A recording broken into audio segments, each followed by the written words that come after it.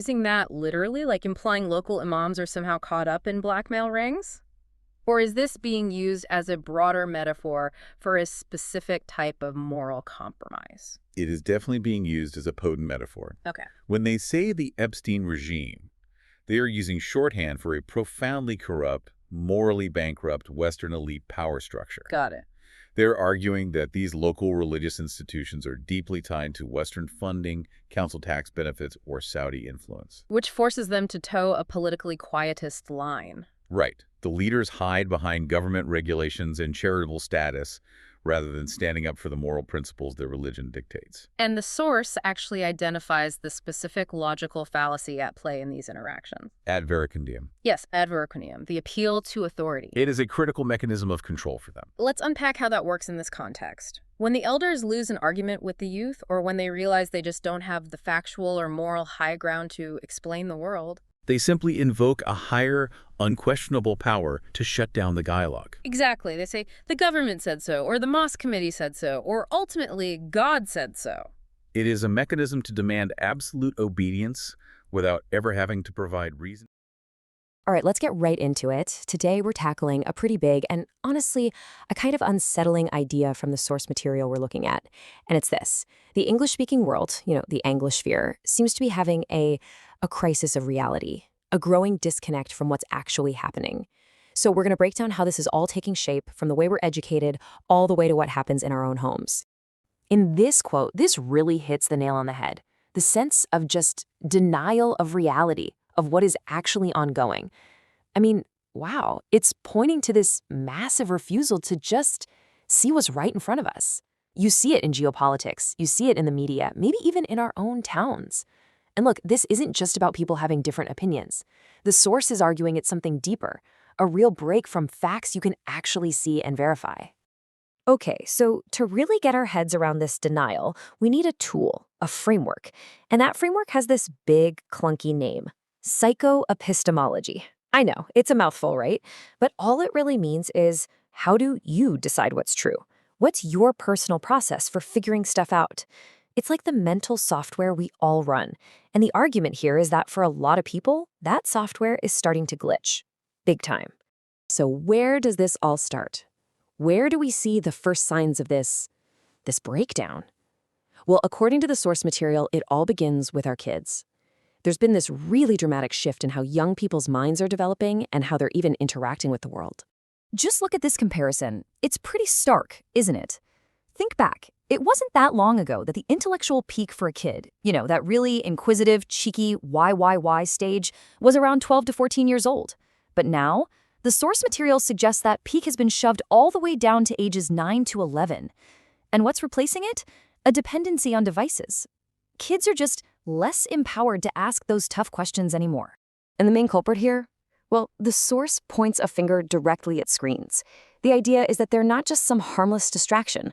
They're actively dulling the brain, getting in the way of neurological development, and completely bypassing those traditional rites of passage. The moments where kids used to learn from real-world experiences and mentors. That crucial mind-body connection that you need for real deep learning, it's just getting cut. And that leads us to this quote, which is just perfect. They're all advising each other, and it's like the blind leading the blind. I mean, think about it. If you're not curious enough to go find a mentor, someone with actual experience, who do you turn to? Each other. And what you get is this cycle of inexperience. A total echo chamber where everybody's just repeating the same uninformed ideas back and forth. No real wisdom can ever get in. Yeah, and this table really breaks down that shift perfectly. We used to have this model of mentor-led learning, right? You'd learn from your elders, your parents, people who'd actually lived it. The goal was wisdom, experience.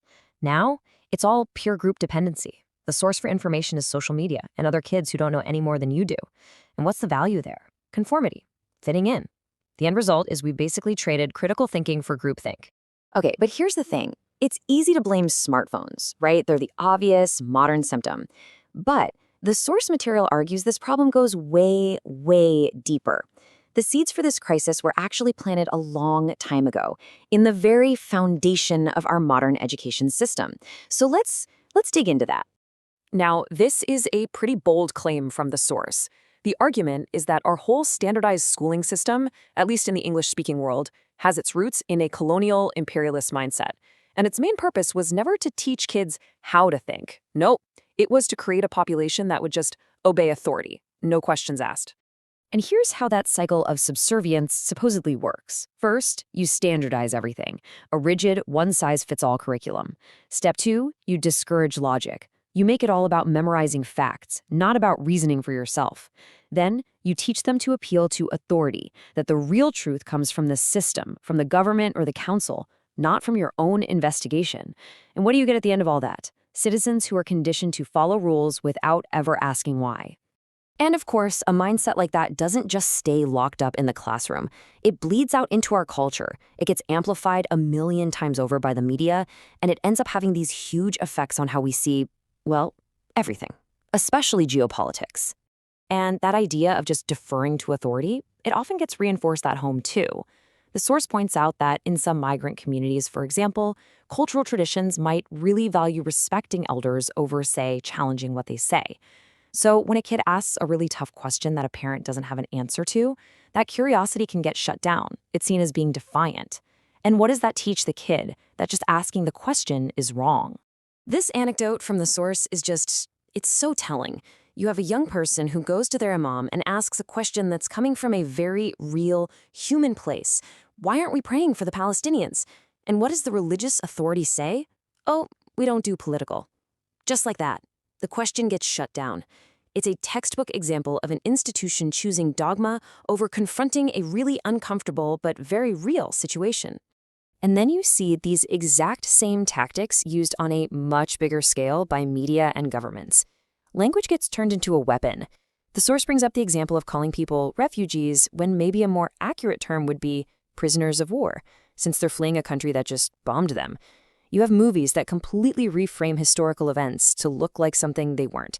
It's basically an information war, and as they say, truth is always the first casualty.